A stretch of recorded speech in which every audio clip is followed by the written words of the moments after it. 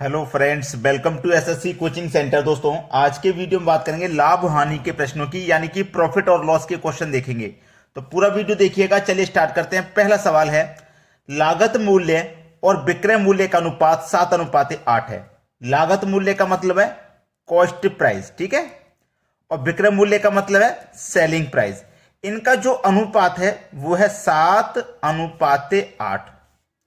मुनाफे का प्रतिशत होगा, मुनाफे का, फायदे का प्रतिशत। देखिएगा, फायदे का प्रतिशत आसानी से निकल सकता है। कॉस्ट प्राइस 7 है, सेलिंग प्राइस 8 है, यानी कि 7 रुपए की चीज को आप 8 रुपए में बेचोगे तो आपको 1 रुपए का फायदा होगा।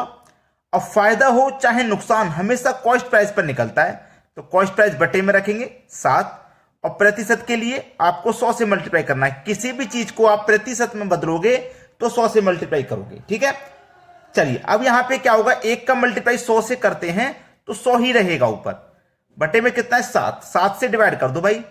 7 एकम 7, 3 बचेगा 30, 7 चौके 28, 2 बचेगा 20, 2 बचेगा, 2 में जाएगा नहीं, 2 ऊपर, बटे में 7। 14.2/7%। देखिए किस ऑप्शन में है, बी ऑप्शन में। ये आपके सवाल का बिल्कुल सही जवाब हो जाएगा, ठीक है। चलिए अब देखते हैं अगला सवाल। अगला प्रश्न है, लागत मूल्य और विक्रय मूल्य का अनुपात 24:31 है। मुनाफे का प्रतिशत क्या होगा? लागत मूल्य का मतलब कॉस्ट प्राइस, विक्रय मूल्य का मतलब सेलिंग प्राइस। इनका अनुपात है 24:31। अब देखिएगा, 24 रुपए की चीज को आप 31 रुपए में बेचोगे। 24 रुपए की चीज को 31 में बेचोगे तो कितने का फायदा होगा? 7 का फायदा। अब फायदा हो चाहे नुकसान, हमेशा कॉस्ट प्राइस पर निकलता है। तो कॉस्ट प्राइस आपका 24 है, और किसी भी चीज को प्रतिशत में बदलने के लिए आपको 100 से मल्टीप्लाई करना होगा, ठीक है ना। इतनी बात समझ में आ गई। चलिए 4 से कटा लो, 4 6 24, और 4 से ये कट जाएगा 25 बार में।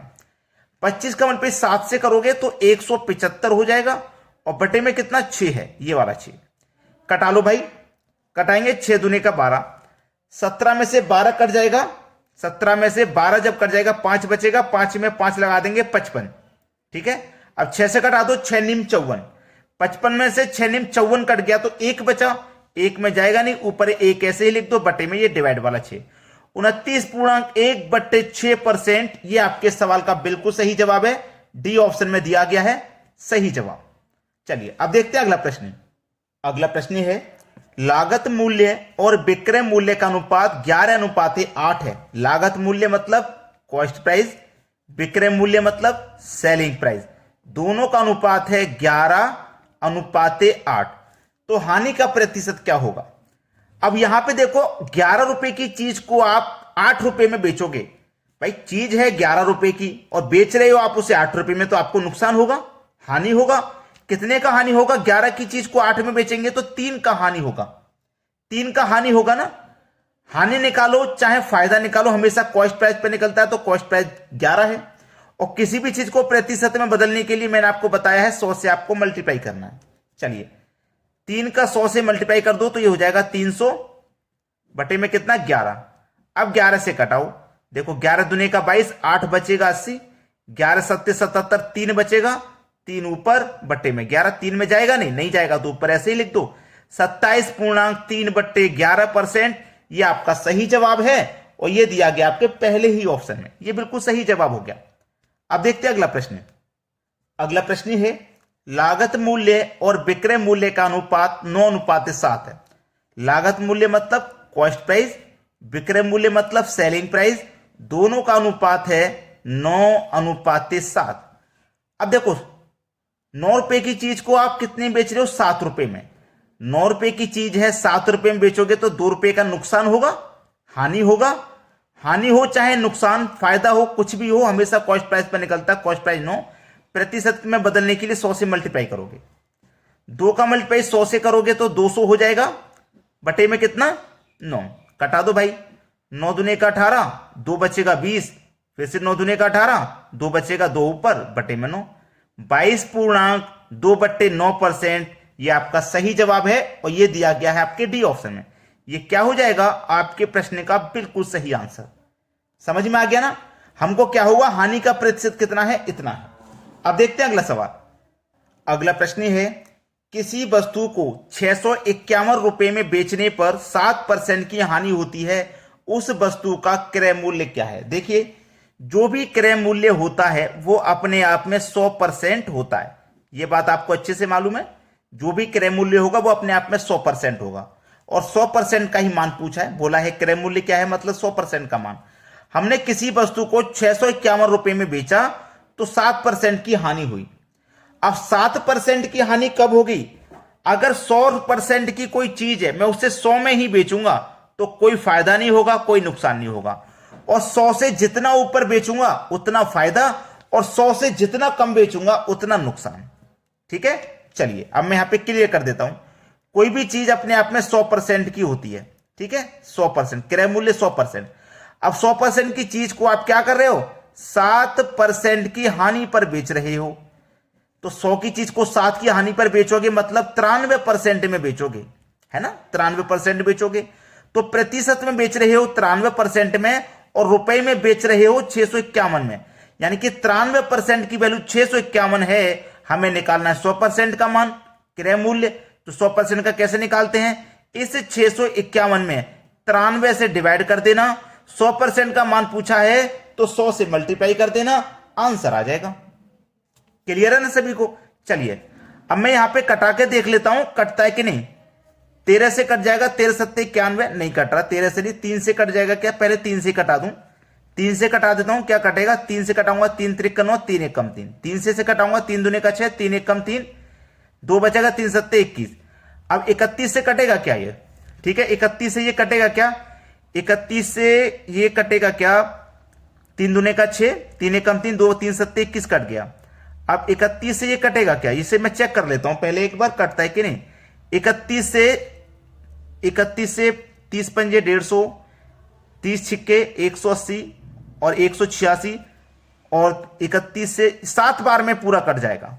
31 से 217 7 बार में कट जाएगा, और 7 का मल्टीप्लाई 100 से कर दोगे तो 700 हो जाएगा। ये आपका सवाल का बिल्कुल सही जवाब है, 700, डी ऑप्शन।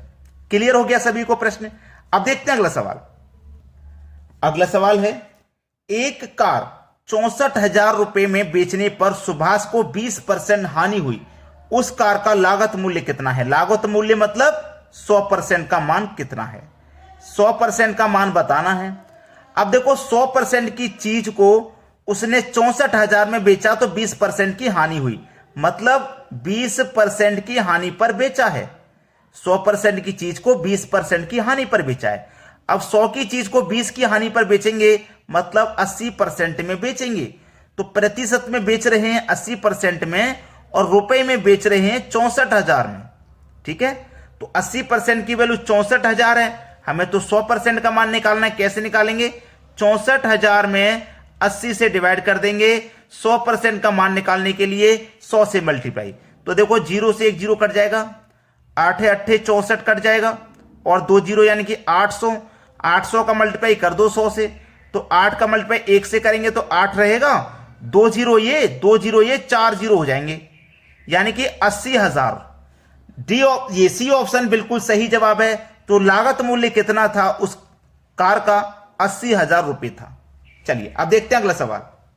अगला प्रश्न है, एक वस्तु 1690 रुपए में बेचने पर 30% का लाभ होता है, तो क्रय मूल्य ज्ञात करें। क्रय मूल्य का मतलब आप जानते हैं अपने आप में 100%। क्रय मूल्य मतलब 100%। अब 100% की चीज पर क्या हुआ? 30% के लाभ पर बेचा। जब हानि होता है तो इस 100 में से हम घटाते हैं, और जब लाभ हो रहा है तो 100 में जोड़ेंगे, यानी कि 100 से जितना ऊपर बेचेगा वो उतना ही प्रॉफिट है। तो 100 की चीज को उसने 130 में बेचा है, तभी तो 30% का फायदा है भाई। 100 की चीज को उसने 130 में बेचा है, तो 100 की चीज को हम 130 में बेचेंगे, 130% में बेचेंगे। 100% की चीज को हमें 30% का फायदा होगा, तभी तो 30% का लाभ है। तो हम प्रतिशत में बेच रहे हैं 130% में, और रुपए में बेच रहे हैं 1690 रुपए में। 130% की वैल्यू 1690 है, हमें 100% की वैल्यू निकालनी है। तो कैसे निकालेंगे? इस 1690 में 130 से डिवाइड कर देंगे, और 100% का मान निकालने के लिए 100 से मल्टीप्लाई कर देंगे।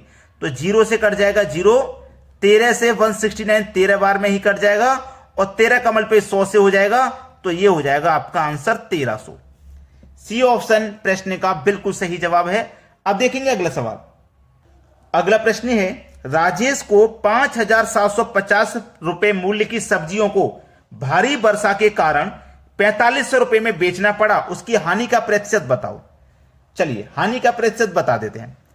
वो सब्जी कितने रुपए की थी? 5,750 रुपए की थी। ठीक है, इतने रुपए की सब्जी थी, ये हमारा कॉस्ट प्राइस था। और हमने सेलिंग प्राइस हमारा कितना है, हमने बेचा कितने में? 4500 रुपए में बेचा। क्यों बेचा? क्योंकि बारिश के कारण खराब हो जाती, वरना कुछ पैसे मिल जाए वही अच्छा है, कुछ कम में बिक जाए वही अच्छा है। तो इतने रुपए की सब्जी थी, इतने रुपए में बेचना पड़ा। तो कितना कम में बेच रहे हैं देखो, 5750 की चीज को 4500 में बेच रहे हैं, तो 500 और 700 1250। कितने का नुकसान हो रहा है हमको? 1250 रुपए का नुकसान। 5750 की चीज को 4500 में बेच रहे हैं, 1250 का नुकसान। तो नुकसान हो चाहे फायदा, हमेशा कॉस्ट प्राइस पर निकलेगा।